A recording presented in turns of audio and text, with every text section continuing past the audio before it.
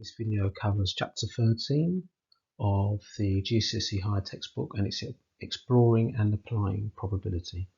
So let's start off with the first thing on the list here, which is about working out experimental probabilities and relative frequencies.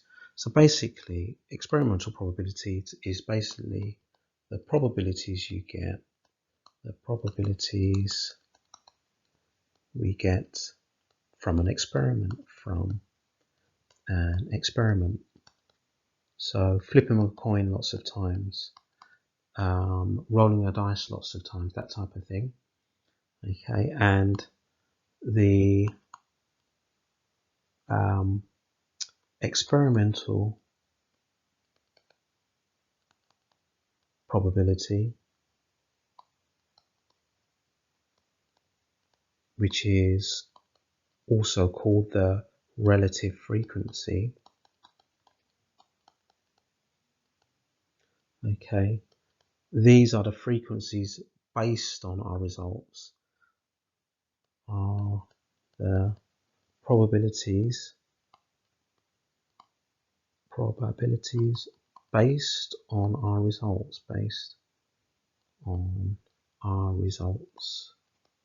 Let's have a look at an example. Let's say I rolled a dice 120 times, and I'm going to put the results of that in a table. So I'm going to put the outcome over here, and that's going to be either getting a 1, 2, 3, 4, 5 or 6. And in the second column I'm going to put the frequency. So this is basically how many times this value came up. So how many times would we expect them to come up? Well, we'd expect each one to come up 20 times. That's what we'd expect. Is each one going to come up exactly 20 times? Maybe, maybe not. But when we do experiments, things do vary from what we expect them to be. So let's say the 1 came up 17 times, the 2 came up 24 times, 3 came up 18 times, 35 times for the 4, 4 times for the 5, and 22 times for the 6. And all of these added up make 120, because we said we can do it 120 times. And the probabilities we get from these can be called the experimental probability or the relative frequency.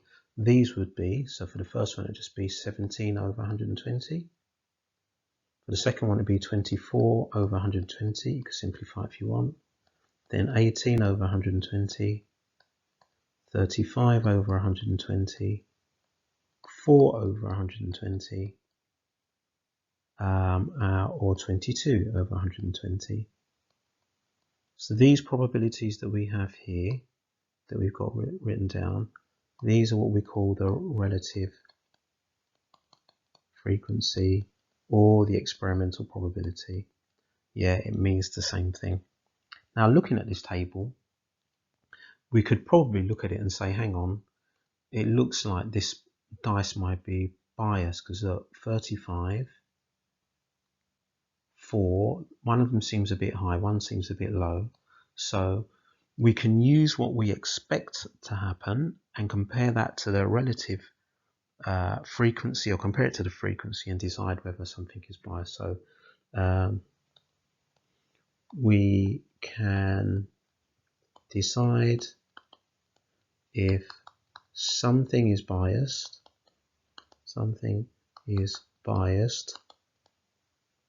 by comparing our results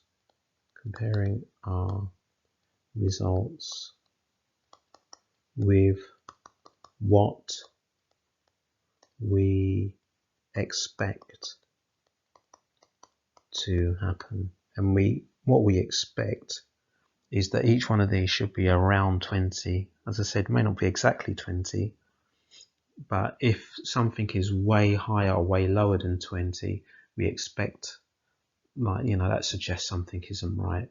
So we might use the word biased. So we should be able to decide something is biased by looking at the results we get from a table. Right, the next thing we've got on our list here is using different methods to estimate probabilities.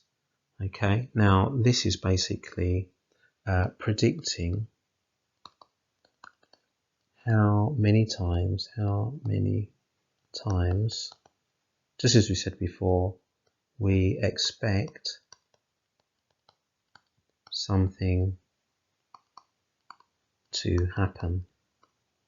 Now that might be dice, it might be coins, or it might be we're given a question like this, we're told that the probability of heads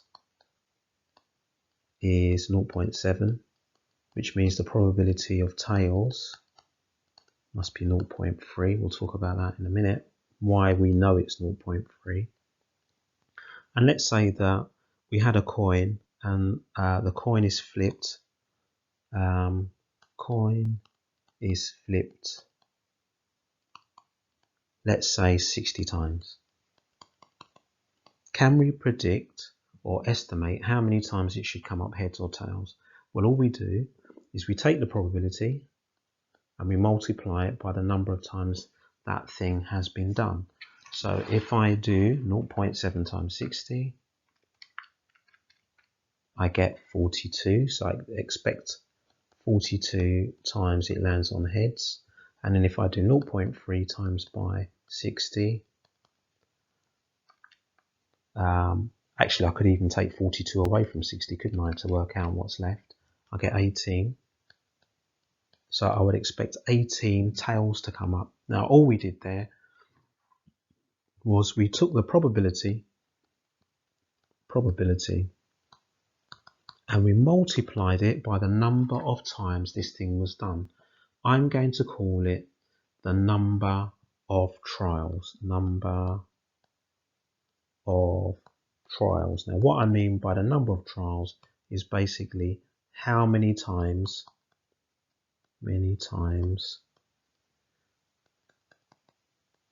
is this thing or event being done. Yeah, or how many times is this thing going to be done in the future? Yeah, but the important thing is you take the probability of that thing, you multiply it by the number of trials, the number of times it's being done. That might be the number of days, might be the number of flips of a coin, could be anything like that. You multiply the two together and that gives you an estimate of how many times you expect that thing to happen. Right, the next thing we've got there is mutually exclusive exhaustive and complementary events. So let's go through all three. These are like definitions. So the first one, mutually exclusive. Mutually exclusive. Right, this is basically means that these are two events that can happen at the same time. Could be more, but normally it's two events that cannot happen at the same time. Example, the event rolling an even number on a dice, not the probability, but the event rolling an even number on a dice and rolling an odd number on a dice are mutually exclusive. They can't happen at the same time. You cannot roll a dice and get an odd number and an even number at the same time. So we describe them as mutually exclusive. So these are things that cannot happen at the same time. Exhaustive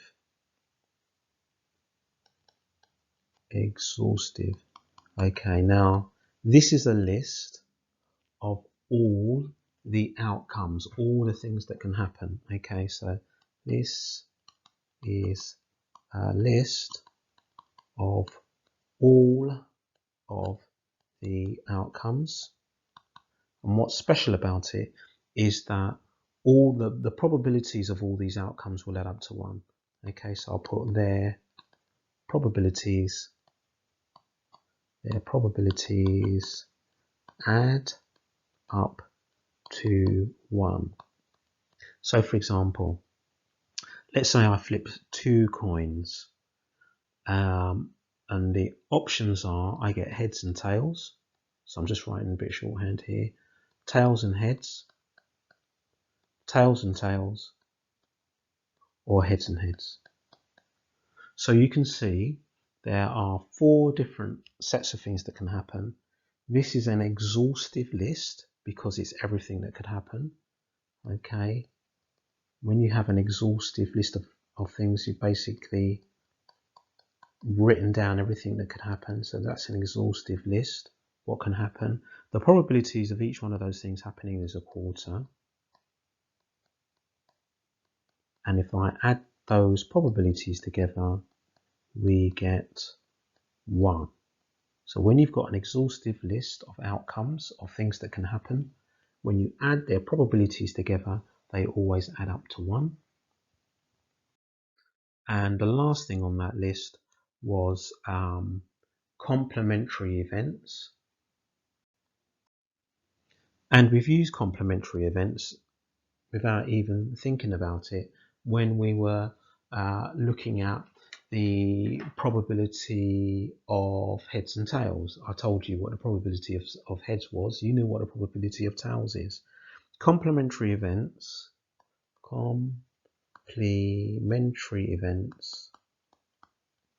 they're these things where you've got 2 paired events where one is something happening and the other one is just like the same event not happening. So complementary events are paired events whose probabilities add up to 1, and we use it all the time. So for example, if I had a question that said the probability it's going to rain is 7/10, 70% or 0.7. What's the probability it's not going to rain? So notice I'm just using shorthand here. Probability and something in brackets, or P with something in brackets, just means the probability of. We know this is 3/10 because these are complementary events. Yeah, one is rain, one is not rain. And complementary events, they're like these paired events whose probabilities add up to 1. Right, now the next bit here we've sort of already talked about when we've looked at estimating probabilities and things like that. So the next thing we're going to look at on this list is these two-way tables. So this is the next thing we're going to look at, two-way tables, and using working out probabilities from them. So here's an example of a two-way table. So let's say this is about boys and girls in a school and those that walk and don't walk to school. Okay, so let's say walk here, don't walk, like this. I'm going to put this in this two-way table like this. So along the cross top here, I'm going to put boys and girls like this. Now these two-way tables always have like a column which is the total. So I'm going to have a total here, you have a total down the side, and you have a total along the bottom, total here. And we're going to fill this in. Now, quite often in questions like this, they're partly filled in and you need to fill in the rest. So let's say that this was given like this, and it might say something like I don't know, there are 4 more boys than girls, so we're going to use this information to fill in the table. There are 4 more boys than girls. Now I know that the boys and girls need to add up to 50. Now the numbers that are going to make that work is 27 here and 23 here. There's 4 more boys than girls, and that adds up to 50. Let's say it also told us that a third of boys walk. So if a third of boys walk, a third of 27 is 9. So this would be 9, which means that this number here must be 18, and then it all slots into place. This must be 2, and then this must be 21. Yeah, so everything should add up to the right things. Now I can work out all sorts of probabilities. So let's say I wanted to work out the probability that they're a boy. Well, I can see there are 27 boys out of 50 altogether. What if I wanted to know the probability that they don't walk? The probability that they don't walk, well, those that don't walk, there are 20 of those out of 50. What if I wanted to know the probability that there are a girl that walks? A girl that walks.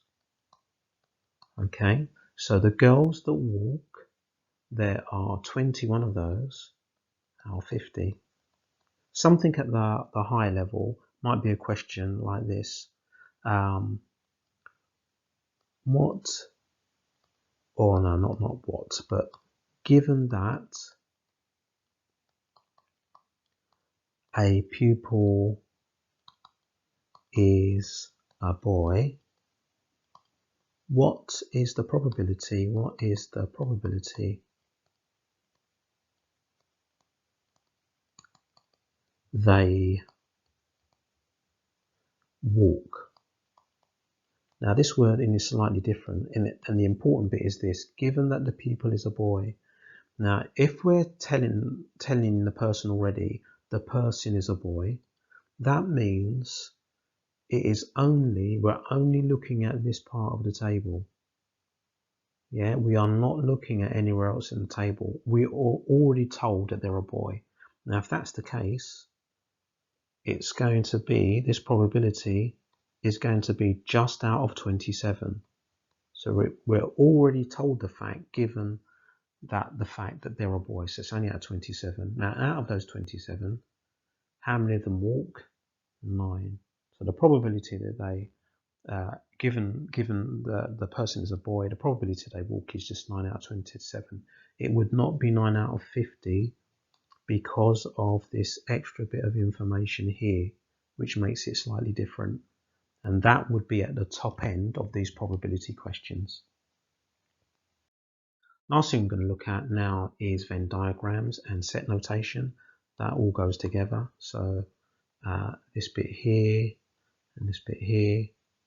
Now, the last time you used Venn diagrams was for lowest common multiple, highest common factor.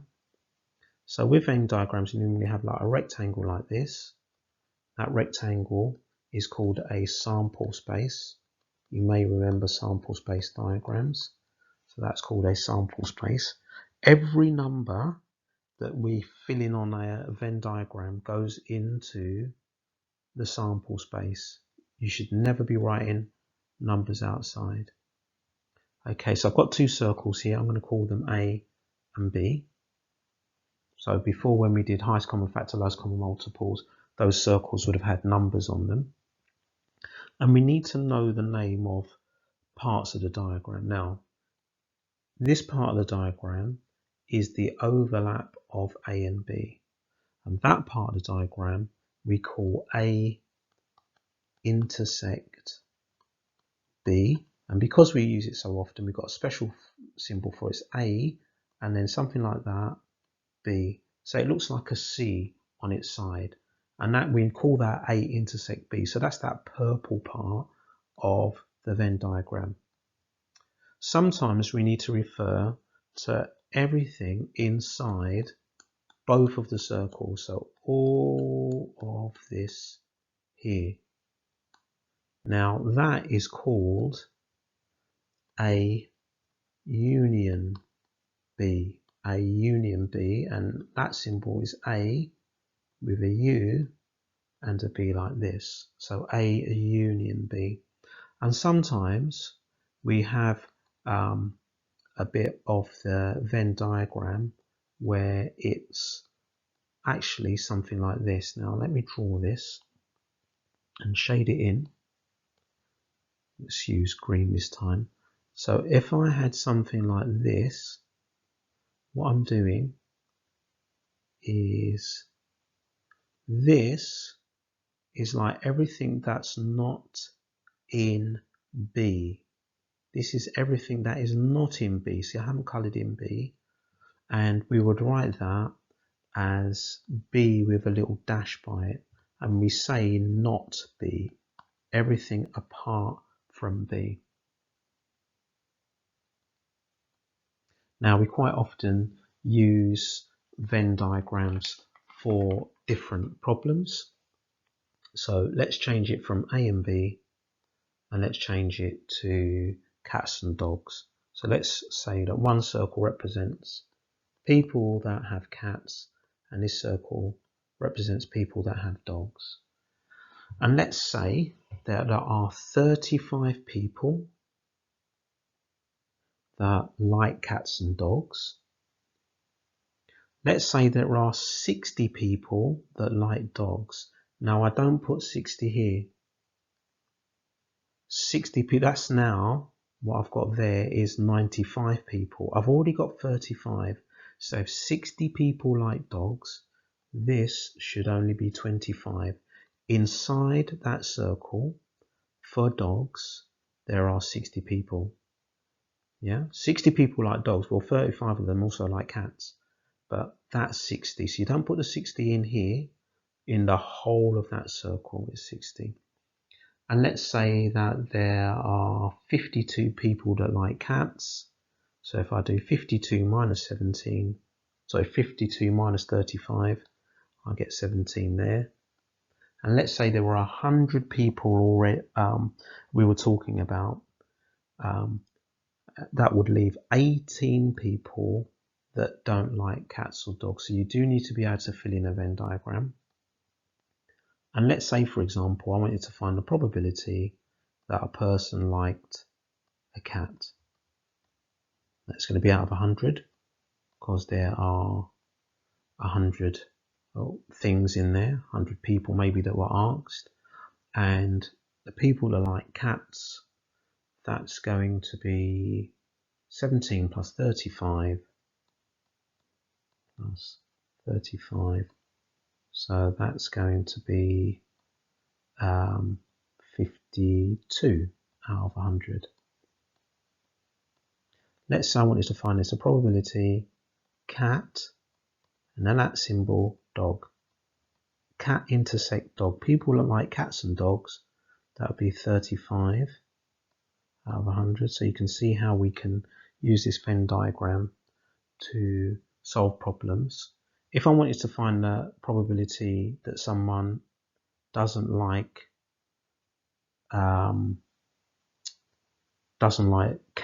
cats, so doesn't like cats,